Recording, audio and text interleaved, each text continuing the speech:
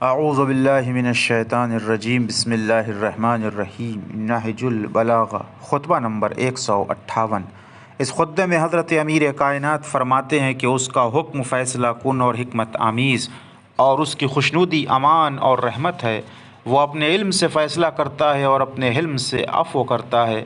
بار الہا، تو جو کچھ دے کر لے لیتا ہے اور جو کچھ عطا کرتا ہے اور جن بیماریوں سے شفا دیتا ہے اور جن آزمائشوں میں ڈالتا ہے، سب پر تیرے لیے حمد و ثنا ہے۔ ایسی حمد جو انتہائی درجے تک تجھے پسند اور انتہائی درجے تک تجھے محبوب ہو اور تیرے نزدیک ہر ستائش سے بڑھ چڑھ کر ہو۔ ایسی حمد جو کائنات کو بھر دے اور جو تو نے چاہا اس کی حد تک پہنچ جائے۔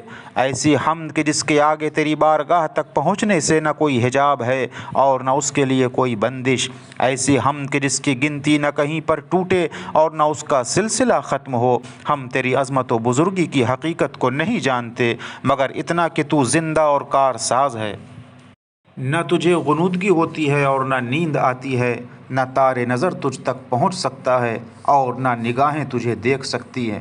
تو نے نظروں کو پا لیا اور عمروں کا احاطہ کر لیا اور پیشانی کے بالوں کو پیروں سے ملا کر گرفت میں لے لیا۔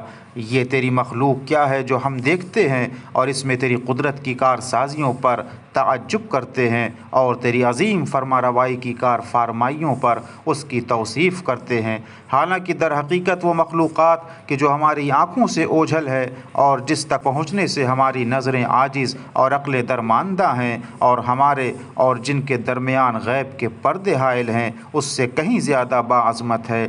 جو شخص وسوسوں سے اپنے دل کو خالی کرے اور غور و فکر کی قوتوں سے کام لے کر یہ جاننا چاہے کہ تو نے کیوں کر عرش کو قائم کیا اور کس طرح مخلوقات کو پیدا کیا اور کیوں کر آسمانوں کو فضا میں لٹکایا اور کس طرح پانی کے تھپیڑوں پر زمین کو بچھایا ہے، تو اس کی آنکھیں تھک کر اور عقل مغلوب ہو کر اور کان حیران و سراسیمہ اور فکر گمگشتہ راہ ہو کر پلٹ آئے گی۔ وآخر دعوانا ان الحمد للہ رب العالمین۔